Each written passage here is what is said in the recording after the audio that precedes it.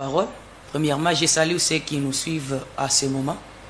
Et remercier mon co-débatteur que je dois enseigner aujourd'hui, non seulement lui et toute personne qui est branchée à ce moment.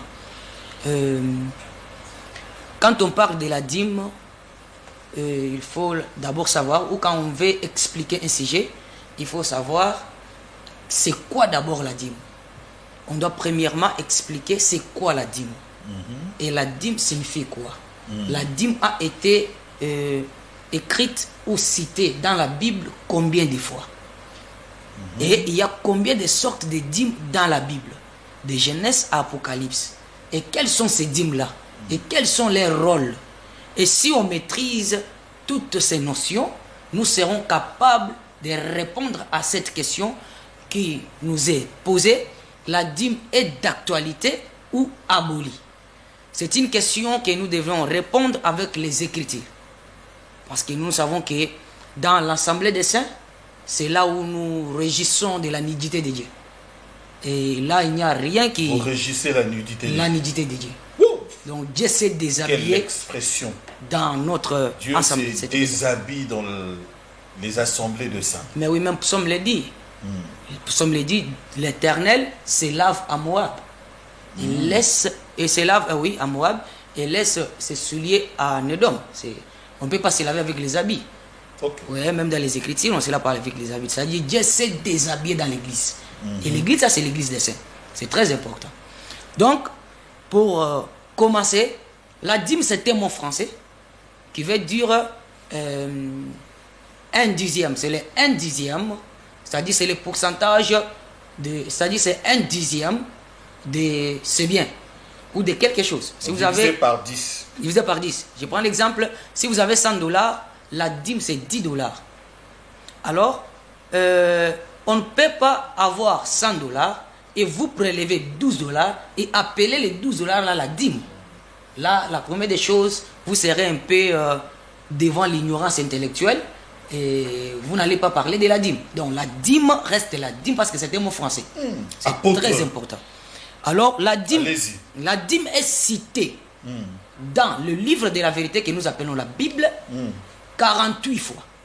De Genèse à Apocalypse. Oui. De Genèse à Apocalypse. La dîme est citée 40 fois au singulier et 8 fois au pluriel. Et il y a 10 livres qui ont cité, dans 10 livres qu'on a mentionné la dîme au singulier. Il y a aussi 5 livres qu'on a mentionné la dîme au pluriel. S'il y a le temps, je peux expliquer. Dans Genèse, dans Genèse, on a cité... vous avez tout votre temps. Oui. Dans Genèse, on a cité 2 fois la dîme au singulier. Dans Lévitique, on a cité 3 fois. Dans Nombre, on a cité 3 fois. Dans Deutéronome, on a cité 7 fois. 1 Samuel 2 fois. 2 Chroniques 3 fois. Néhémie 4 fois. Matthieu 1 fois. Luc 2 fois. Hébreu 6 fois. Au pluriel, Nombre 2 fois. Deutéronome 2 fois. Néhémie 1 fois. Amos 1 fois. Et Malachie 2 fois. C'est très important. C'est quoi la dîme au pluriel et la dîme au singulier? Voilà, c'est ce que je vais répondre. Maintenant, toutes sortes de dîmes ici, toutes les dîmes citées, se regroupent dans 3 sortes de dîmes. C'est-à-dire, nous avons que 3 sortes de dîmes dans la Bible, de Genèse à Apocalypse. Exact. La première dîme dans la Bible, c'est la dîme de tout, dont Abraham avait donné dans les livres de Genèse. À Melchisédek. Oui, à Melchisédek. Genèse chapitre 14. Et la deuxième dîme, c'est la dîme dont Jacob avait promis à Dieu. Dans la route vers chez son oncle là-bas, lorsqu'il est arrivé dans un endroit qu'on appelait, qu'il avait surnommé Bethel, il avait promis à Dieu la dîme si Dieu lui protégeait et lui et ses biens. Il avait promis la dîme mais il n'avait pas donné cette dîme. Okay. Et la troisième sorte de dîme, c'est la dîme de Moïse. Maintenant, dans la dîme de Moïse, là, il y a aussi 4 sortes de dîmes. Donc, dans la dîme de Moïse, il y a 4 sortes de dîmes. Il y a la dîme comme salaire. Nombre chapitre 18. Donc, Dieu avait donné comme salaire au peuple, Lévites. aux Lévites. Parce qu'ils n'avaient pas la terre. Donc si les Lévites avaient la terre pour élaborer, Dieu n'allait pas leur donner quoi? La responsabilité de recevoir la dîme. Ce qui a fait que les Lévites puissent recevoir la dîme, c'est parce qu'il manque la terre et sont consacrés au service du Seigneur. Très bien. Et deuxième dîme, nous avons la dîme trimestrielle. C'est-à-dire cette dîme, c'est la dîme de... Non, deuxième dîme, c'est la dîme des dîmes. Deuxième dîme, c'est la dîme des dîmes. Exact. Lorsque les Lévites reçoivent la dîme comme salaire et aussi prélèvent la dîme de la dîme pour donner à qui? Aux sacrificateurs. Donc les sacrificateurs recevaient quoi? La dîme de la dîme. Mais les Lévites recevaient la dîme comme salaire. Donc un sacrificateur ne recevait pas la dîme comme salaire. C'est très important. Et celui qui recevait la dîme comme salaire, c'était les Lévites. Tout sacrificateur est un Lévite, mais tout Lévite n'est pas un sacrificateur. Très important. Parce que les sacrificateurs, c'est seulement les enfants d'Aaron. Là, c'est très important. Troisième dîme, c'est la dîme trimestrielle. La dîme de 3 ans. La dîme de 3 ans, c'est quoi? Non, parlons d'abord de la dîme d'une année. La dîme d'une année. Après une année, il prélevait aussi la dîme. Et cette dîme-là, pour beaucoup plus de précision, parce qu'on ne peut pas parler, on est devant la télé, hein? On ne peut pas parler des choses sans C'est prévoir. l'enseignant, l'apôtre qui posait le jalon, le soubassement. Oui, Nous, on apprend. oui. Allez-y alors. Oui, la dîme d'une année, comme la troisième dîme, la dîme d'une année, c'est ce qu'on appelle aussi la dîme des fêtes.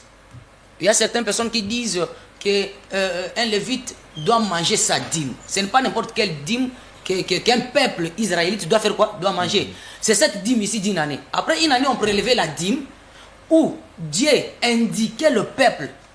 Dieu choisissait un lieu où on devrait l'adorer, où on devrait résider son nom. Vous voyez? Et le peuple tout entier célébrait la fête en mangeant la dîme devant l'Éternel. Et cette dîme-là, si Dieu choisissait un lieu un peu loin de là où il campait, les gens devraient changer de dîme en argent pour arriver dans les lieux et acheter le même produit pour se réjouir dans la fête. Dans cette dîme-là, les Lévites aussi leur part. Mais ce n'est pas obligatoire. C'est très important. Et nous avons la quatrième dîme qui est la dîme de 3 ans. La dîme de 3 ans, après avoir prélevé la dîme comme salaire, après avoir prélevé la dîme comme salaire, le peuple prélevait aussi une dîme qui, après 3 ans, il faisait sortir cela pour les déposer devant leur toit, en d'autres termes, devant leur tente. Et aujourd'hui, nous pouvons les appeler leurs parcelles. Ils pouvaient déposer devant leur parcelle. Et cette dîme-là était préservée pour 4 personnes. 1, les Lévites. 2, les pauvres. 3, l'étranger. 4, la veuve. Vous voyez, cette dîme-là, on les déposait devant leur parcelle. Ce sont les 4 dîmes qui regroupent 4 sortes de dîmes qui est dans Moïse. Maintenant, pour bien expliquer, je dois savoir maintenant quelle sorte de dîmes que mon co-débatteur consomme aujourd'hui.